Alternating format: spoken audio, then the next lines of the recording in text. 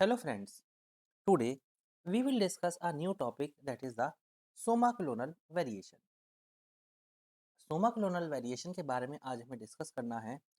काफ़ी important topic है ये और मैंने देखा है पर्सनली बच्चे बहुत कंफ्यूज होते हैं इस टॉपिक में कि सोमाक्लोनल वेरिएशन है क्या। आज हम इसे इस क्लास के मीडियम से बहुत अच्छी तरीके से समझने की कोशिश हम यहाँ पर इसे करेंगे। सबसे पहले समस्या है सोमाक्लोनल वेरिएशन का मतलब क्या होता है, क्योंकि यहाँ पे देखिए दो शब्द यहाँ पर मिल रहे हैं। पहला है आपका सोमा और वेरिएशन और साथ में क्लोनल भी जुड़ रहा है। मतलब क्या है कि आपने कुछ चीज़ देखिए, हमने पिछली वाली क्लास में प्लांट टिश्यू कल्चर को कवर किया था, जिसमें हमने टिश्यू कल्चर को भी देखा था, हमने उसके डिफरेंट एस्पेक्ट को जाना था। आज हम सोमा क्लोनल वेरिएशन को देख रहे हैं और इसमें मैंने क्या कहा कि जो हम प्लांट है, जो हमारा प्लांट है, जो अब हम क्या कर रहे हैं इसमें कि जो अपने प्लांट को हम किस तरीके से, जो हमने प्लांट टिश्यू कल्चर में किसी चीज़ को बनाया है, उसमें हमें क्या देखने को मिली है, जेनेटिक वेरिएशन देखने को मिली है। यानी कोई जेनेटिक चेंज आ गया उसमें, जेनेटिक चेंज उसमें आ गया, उसे हम क्या कहते हैं, सोमा क्लोनल वेरिएशन कहते हैं। मैंने बहुत स्पष्ट तरीके से यहाँ पे लिखा भी है कि जो सोमा क्लोनल वेरिएशन होती है वो प्लांट टिश्यू कल्चर में जनरेट हो जाती है, चाहे वो जेनेटिक हो, चाहे वो फिनोटाइपिक हो, चाहे हमें वो उसकी मतलब उसे देखने से लगे ऐसा, चाहे या उसके जीन्स में कुछ चेंज हो जाए। लेकिन रीज़न ये नहीं बैठता, रीज़न ये बैठता है कि फीचर क्या है, बेसिक फीचर क्या चेंज, क्या क्या चीज़ हमें चेंज होने को वहाँ पर मतलब देखने को मिल सकती है। पहला चेंज हमें देखने को मिल सकता है कि उसका नंबर चेंज है, यानी वेरिएशन आ गया क्रोमोसोम्स के नंबर में। क्रोमोसोम के नंबर में वेरिएशन आना सबसे कॉमन चीज़ है जो हमें ऑब्जर्व होती है। जी हाँ, जैसे कि आपने शुगर केन के बारे में सुना होगा, वो भी एक सोमा क्लोनल वेरिएशन ही है और वो भी, उसमें भी हमें कुछ चेंजेस देखने को मिले थे। सेकंड है regenerated plants with alter chromosome changes often show change in the leaf shape, colour, growth rate etcetera. मतलब जो प्लांट आपने सपोज कीजिए, कोई प्लांट है, उसका टिश्यू कल्चर बना है, लीव उसकी होनी चाहिए थी ऐसी, लेकिन लीव जो बनी है वो कुछ ये ऐसी बनी है, दैट इज इस तरीके से, इस तरीके से आपको लीव जो मिली है वो कटिंग शेप यहाँ से देखने को मिली है।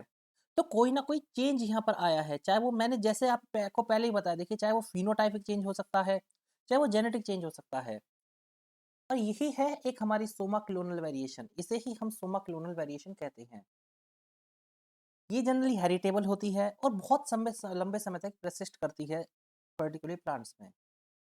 बहुत अच्छी पीडीएफ बनाई गई है, आप बहुत अच्छी तरीके से चीज़ों को अंडरस्टैंड कर सकते हो। अब बात आती है मैकेनिज्म की कि भाई मैकेनिज्म क्या है इसका, किस तरीके से हो रही है, क्यों ऐसा क्यों हुआ है पर्टिकुलरली।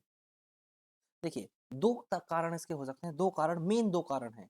या तो ऐसा हो सकता है कि पहले से ही जो हमारा कोई एक्स प्लांट था, देखिए अब ये लेक्चर उन बच्चों को समझ में आ रहा होगा जिन्होंने पहले वाला लेक्चर पढ़ा है, क्योंकि उसी में हमने समझा समझा था कि एक्सप्लांट क्या होता है। एक्सप्लांट होता है जिससे हम टिश्यू कल्चर कर रहे हैं। जैसे हमने लीव से कोई सेल लिया, इससे हम क्या करेंगे, टिश्यू कल्चर, तो ये क्या हो गया, हमारा एक्सप्लांट हो गया।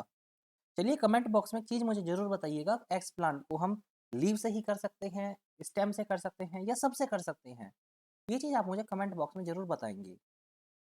तो हेरिटेबल जेनेटिक के बारे में हमने बताया कि एक हेरिट, या तो ये ऐसा हो सकता है कि पहले से ही कोई वेरिएशन हो।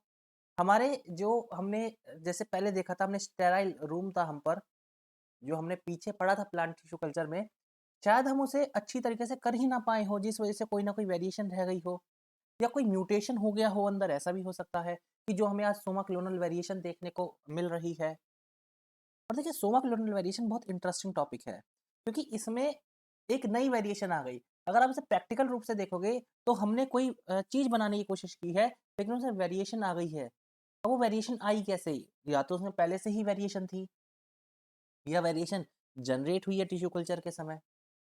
ये भी एक अपने आप में इंपॉर्टेंट एस्पेक्ट है। या तो वो टिश्यू कल्चर के समय बनी है, या वो उसमें पहले से ही प्रेजेंट थी। ये दो मेन रीजन इसके यहाँ पर हमें देखने को मिलते हैं।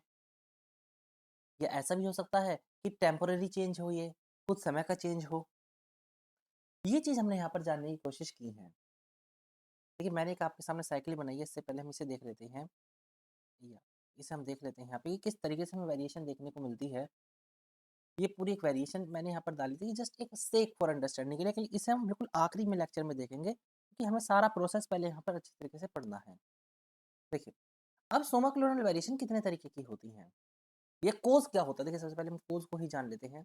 पहला होता है आपका साइकोलॉजिकल कोज़, दूसरा होता है जेनेटिक कोज़ और थर्ड होता है बायोकेमिकल कोज़। तीनों कोज़ ही बहुत इंपॉर्टेंट है। पहला बात करते हैं साइकोलॉजिकल कोज़ से।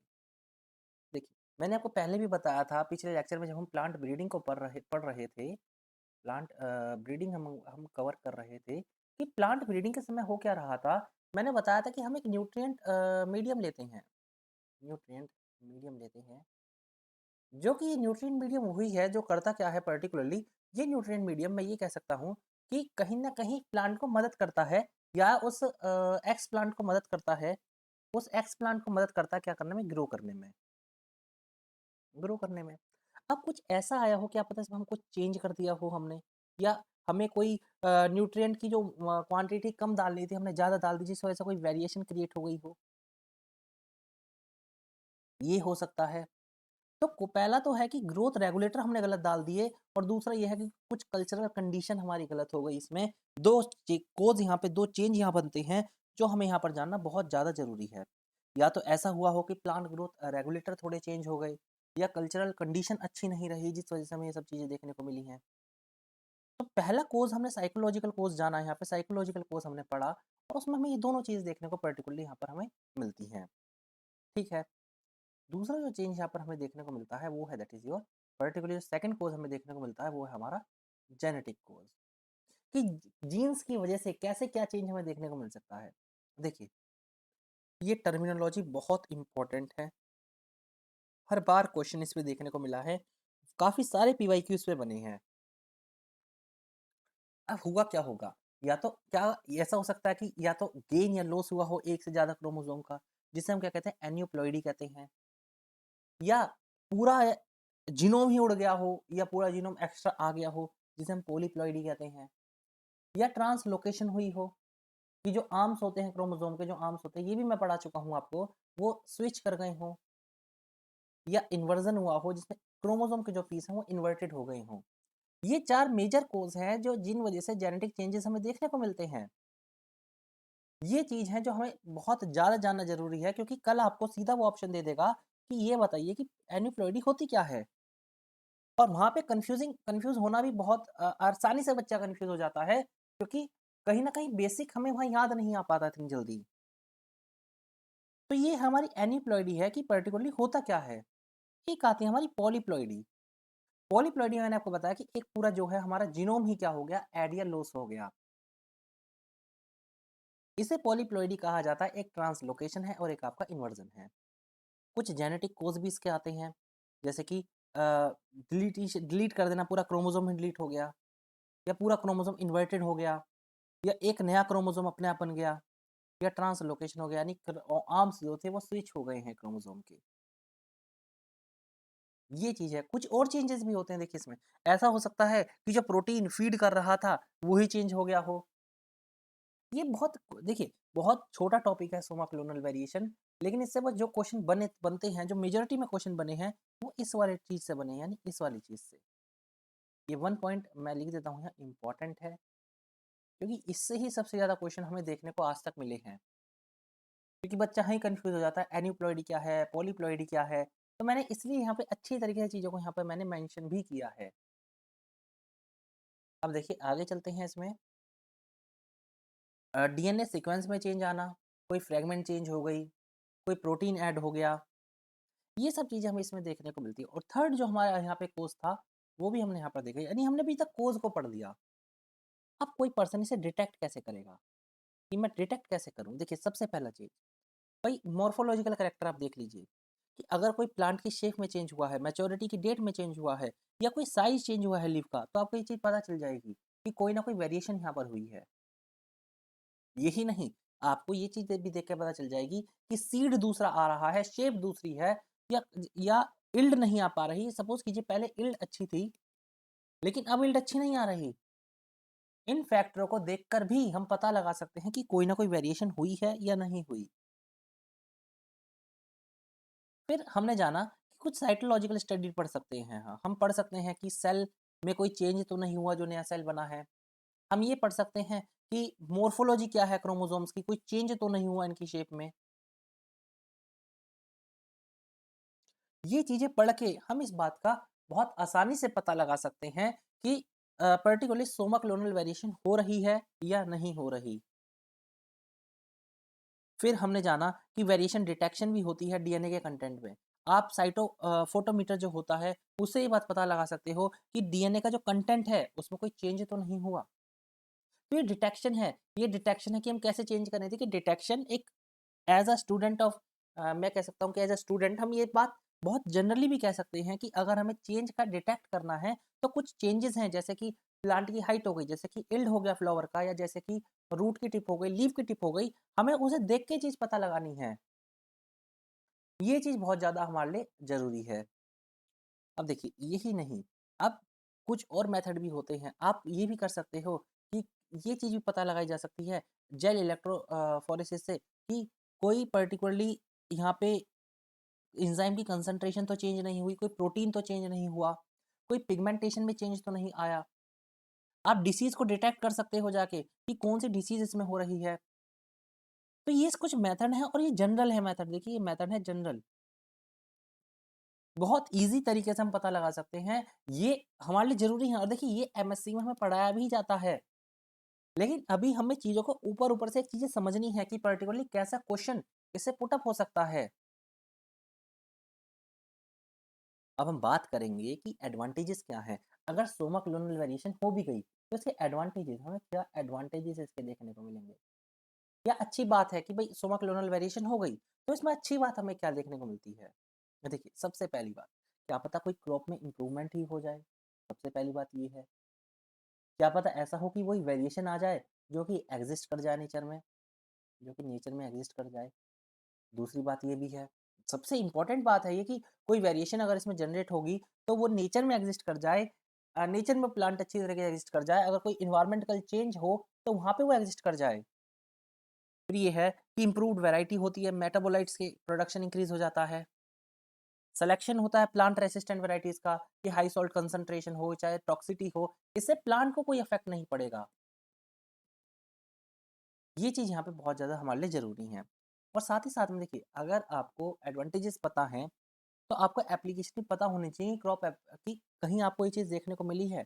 जी हाँ, मैंने आपको शुरुआत में बताया था शुगरकेन में, पोटैटो में, और कुछ ऑर्नामेंटल प्लांट्स में भी हमें ये चीज़ देखने को मिलती है, जैसे कि हम कह सकते हैं स्कैंटेड वैराइटीज़ हो गई, इसमें भी हमें कहीं न कहीं चीज़ देखने को मिली है। तो एप्लीकेशन ऐसा नहीं है कि Soma clonal variation is a alien topic for us. Soma clonal variation हुई हैं, आपके सामने शुगर केन का एग्ज़ाम्पल है, आपके सामने पोटैटोज़ का एग्ज़ाम्पल है कि कैसे हमें इसकी मदद मिली है। लेकिन हमें एडवांटेजेस के साथ-साथ डिसएडवांटेजेस भी थोड़े इसके पता होने चाहिए, कि डिसएडवांटेजेस क्या हैं। देखिए, सबसे बड़ा डिसएडवांटेज ये होता है कि कई बार क्या होगा कि रिज़ल्ट अच्छा नहीं आएगा, अनडिज़ायरेबल रिज़ल्ट है, और इससे हमारी जो पूरी हमने जो किसी साइंटिस्ट ने रिसर्च करी है, वो क्या हो जाएगी, उसका जो है उसे इकोनॉमिकली भी लॉस होगा, उसका टाइम भी वहाँ पे लॉस होगा, साइकोलॉजिकली जो उसने टाइम दिया था, वो भी वहाँ पर लॉस होगा। और देखिए इसमें फ़ील्ड ट्रायल्स बहुत ज़्यादा चाहिए, अगर आपको ये चीज़ देखनी है तो फ़ील्ड ट्रायल, लगातार फ़ील्ड ट्रायल आपको करना पड़ेगा। कई बार क्या होता है, यील्ड अच्छी नहीं आती, प्रोडक्शन ज़्यादा नहीं हो पा रहा, और कई बार ये होते हैं कुछ बोल दिया जाता है कि वेरिएंट अच्छे हैं, बट उसका कोई ट्रू में कोई इफ़ेक्ट नहीं पड़ता। ये भी चीज़ इम्पोर्टेंट है कि हमने ये तो कह दिया कि हाँ, हमने जो ये हमारा जो क्रोमोसोम क्लोनल वेरिएशन बना है, बहुत अच्छा बना है, इससे हम डिफरेंट चीज़ें कर सकते हैं। बट जो रिज़ल्ट एक्चुअली में आ रहा है, वो रिज़ल्ट बिल्कुल ठीक आ ही नहीं रहा। तो ये कुछ इम्पोर्टेंट फैक्ट्स हैं जो हमने यहाँ तक जानने की कोशिश करी हैं। डिसएडवांटेजेस, एडवांटेजेस एज़ अ हमें ये बात पता होनी चाहिए कि इसके डिसएडवांटेजेस क्या हैं और एडवांटेजेस क्या हैं। और देखिए पूरी जो स्लाइड्स का जो यहाँ बनाई गई हैं, पूरी स्लाइड्स हैं आपको, ये आपको बहुत ज़्यादा मदद करेंगी। पहली बात तो ये कि आपको इसमें एडवांटेजेस भी दिख गए, और इसमें आपको डिसएडवांटेजेस भी दिख गए कि क्या-क्या एडवांटेजेस हमें मिलेंगे, क्या-क्या डिसएडवांटेजेस हमें मिलेंगे। यही नहीं, आपको ये भी इसमें पता चल गया कि कौन-कौन सी वैरायटी अभी हमें नहीं देखने को मिली है, जैसे शुगरकेन हो गया, जैसे हमारा पोटैटो हो गया। तो इसमें जो रिज़ल्ट रहा है वो पॉज़िटिव है, जो रिज़ल्ट हमें यहाँ पर देखने को मिला है, वो पॉज़िटिव रिज़ल्ट हमें देखने को मिला है। बट ये ज़रूरी नहीं कि हमेशा ही पॉज़िटिव रिज़ल्ट हमें इसमें देखने को मिलेगा। कई बार जो है इसमें पर्टिकुलरली कह सकता हूँ कि इसमें लॉस भी होता है, इकोनॉमिकली भी लॉस होता है इसमें, क्योंकि जब आप लगातार फील्ड विजिट कर रहे हो, अपने अपने टाइम को दे रहे हो और उसके बाद भी फ्रूटफुल रिजल्ट नहीं हो रहा, तो इससे कहीं न कहीं प्रॉब्लम कहीं न कहीं इसमें हमें देखने को मिलती है। सोमा कलोनियल वेरिएशन में मेजॉरिटी जो क्वेश्चन पूछे जाते हैं, वो इस वाले टॉपिक से आपसे पूछे जाते हैं, दैट इज़ दिस, यहाँ से। इस वाले से बहुत ज़्यादा क्वेश्चन हमें हमेशा देखने को मिले हैं, दैट इज़ इस वाले से। मैं इसे यहाँ से एक बार और आपको यहाँ से रिवीजन मैं करा देता हूँ, दैट इज़ दिस। तो ये देखिए, ये मकसद ही ये है स्लाइड बनाने का कि आपको इन्फॉर्मेशन जो दी जाए, वो एक ऐसी हो कि चीज़ें आराम से आपको समझ में आ जाए। ये जो आपकी पूरी इन्फॉर्मेशन है, यहाँ से हर बार, यहाँ से पी-वाई-क्यू मैं लिख सकता हूँ, हर बार क्वेश्चन इसमें देखने को मिला है और बच्चे बहुत ज़्यादा कन्फ्यूज़ हो जाते हैं, ट्रांसलोकेशन क्या है? फिर यहाँ पे पर्टिकुलर इन्वर्जन क्या है? पॉलीप्लॉइडी और एनीप्लॉइडी सबसे ज़्यादा कन्फ्यूजिंग वाले वर्ड हैं ये, तो इन्हें आप अच्छी तरीके से एक बार समझ लीजिए, 1 से 2 बार इन्हें पढ़ लीजिए, 1 से 2 बार इन्हें लिख के देख लीजिए, सीधा क्वेश्चन इनसे आपको देखने को वहाँ पर मिलेगा। तो ये चीज़ हमने यहाँ पर जानने की कोशिश करी, छोटा लेक्चर ज़रूर था लेकिन हमने काफ़ी सारी चीज़ें कवर करी हैं। मैं आपको ये स्लाइड्स से आपसे आप इन्हें 1 से 2 बार ज़रूर देखिएगा, तो ये चीज़ें आपको और भी ज़्यादा ईज़ी यहाँ पर लगना शुरू हो जाएँगी। तो नेक्स्ट लेक्चर में चीज़ों को हम और आगे लेके चलेंगे। Thank you.